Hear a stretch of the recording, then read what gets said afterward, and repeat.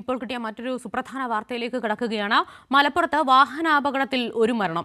ചെറുമുക്ക് സ്വദേശി സിനാനാണ് മരിച്ചത്. കല്ലത്താണിയിൽ കാറും സ്കൂട്ടറും കൂട്ടിയിടിച്ചാണ് അപകടമുണ്ടായത്. 2 പേർക്ക് പരിക്കേറ്റു. KT സ്വാലിഹ് ഉണ്ട് വിശദാംശങ്ങളുമായി. സ്വാലിഹ്, എപ്പോഴായിരുന്നു അപകടം? മറ്റ് വിശദാംശങ്ങൾ എന്തൊക്കെയാണ്?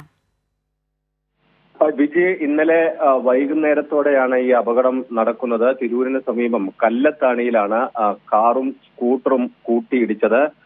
സ്കൂട്ടർ മറ്റൊരു വാഹനത്തെ മറികടക്കുന്നതിനിടെയാണ് ഈ അപകടം സംഭവിച്ചതെന്നാണ് പ്രാഥമികമായി ലഭിക്കുന്ന വിവരങ്ങൾ. 2 പേർക്ക് പരിക്ക് പറ്റിയിട്ടുണ്ട്. ചെറുമുക്ക് സ്വദേശി സിനാനാണ് ഈ അപകടത്തിൽ മരിച്ചത്. 22 വയസ്സാണ്.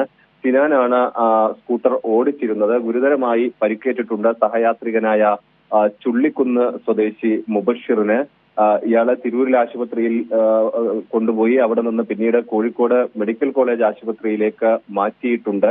കാർ യാത്രക്കാരനും ഈ കാറ് നിയന്ത്രണം വിട്ട് വീണ്ടും ഇടിച്ചു കയറിയിരുന്നു. കാർ യാത്രക്കാരനും പരിക്കേറ്റിട്ടുണ്ട്. വേങ്ങര സ്വദേശിയാണ്. ഇയാളെ തിരൂരങ്ങാടി ഗവൺമെന്റ് ആശുപത്രിയിൽ പ്രവേശിപ്പിച്ചു. മലപ്പുറത്ത് വാഹനാപകടത്തിൽ ഒരു മരണമെന്ന വാർത്തയാണ് KT സ്വാലിഹ് പങ്കുവച്ചത്.